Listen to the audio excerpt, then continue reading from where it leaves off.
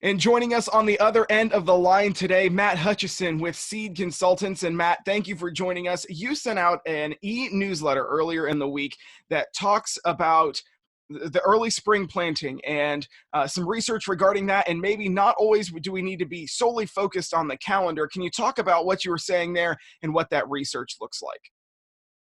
Yeah, so in that e-newsletter, I was trying to touch on a topic that always seems to come up this time of year. That it's pretty widely known that the optimum yield potential for corn is when you plant in late April to early May. So in that April 20th to May 10th window. And then there's some research by universities that once planting is delayed past May 10th, every day you start to lose some yield potential. So that's kind of a key thing that seems to come up this time of year, every year, that when the weather starts to turn and people get kind of anxious to get in the field.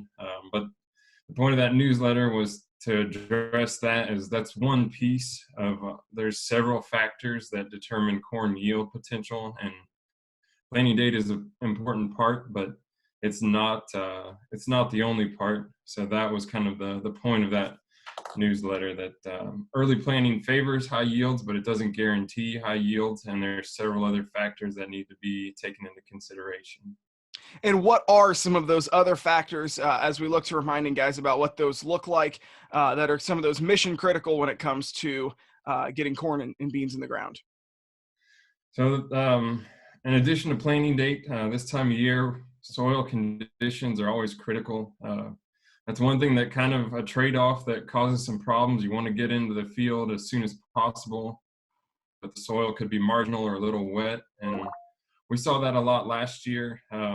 Some crops planted into some wet conditions, and hopefully last year was not the normal type of year. But so soil condition is important. You want to make sure the soil is dry enough that you're not getting compaction, you're not smearing the seed trench. The soil temperature is also important. I haven't had a chance this week to stick a soil thermometer in the ground, but I imagine we still got some cooler soil temps now. But you want to make sure you're at least 50 degrees for corn.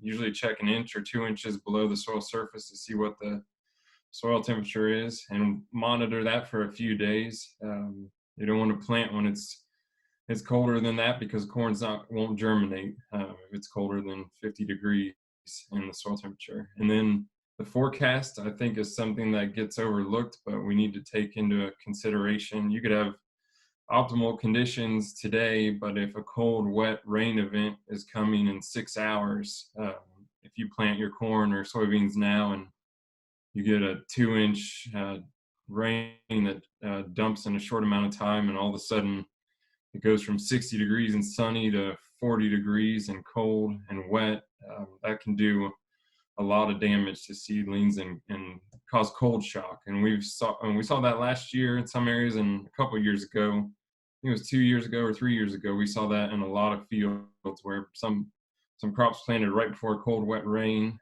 We got a really heavy downpour that was cold, and we had a lot of seedlings that didn't germinate because they were shocked by that cold weather. So that first 24 hours or so that the seed is in the ground is critical.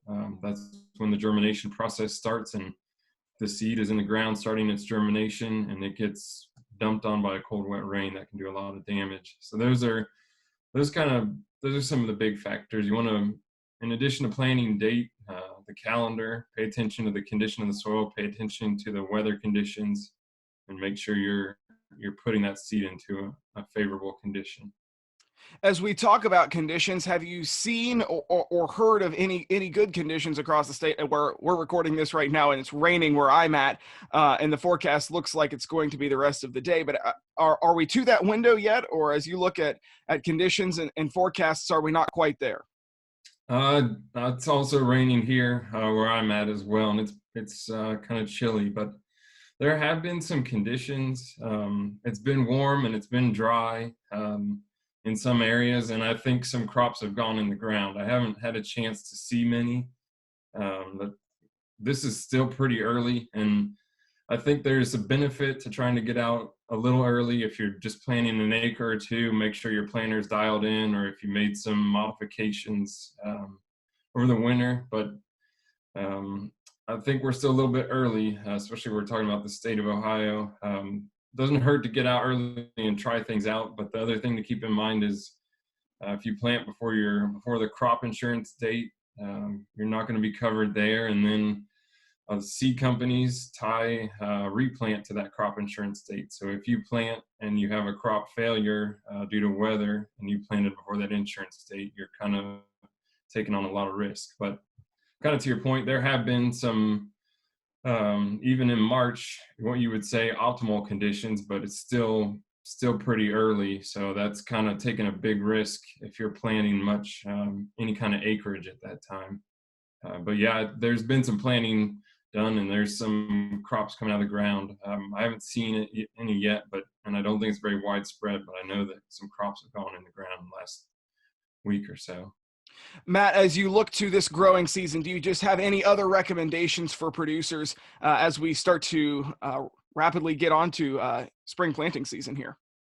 I think it's kind of the same thing we look at every year. I think probably this year we're going to see a lot of people trying to get in the field as early as possible because of what we went through last year with extreme delays in the weather events that we had. But I would say we want to focus on the agronomic suggestions we have every year that are sound advice. So we want to wait till the soil conditions are favorable, avoid field work when it's too wet, make sure we start with a clean, weed-free seed bed, plant when the forecast is favorable, and we know we're going to get quick germination.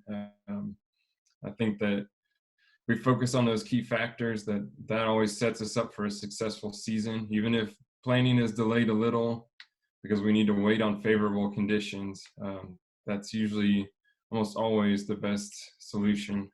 I know we had some areas last year where some stuff was mudded in early and it did okay, but typically that's not the case. So I would say focus on what we know works, wait for good conditions, make sure we're killing the weeds, starting with a weed-free field, and doing the best job we can to get our crop off to a good start. Very good. Matt Hutcheson of Seed Consultants, my guest on the Ohio AgNet. Thanks, Matt.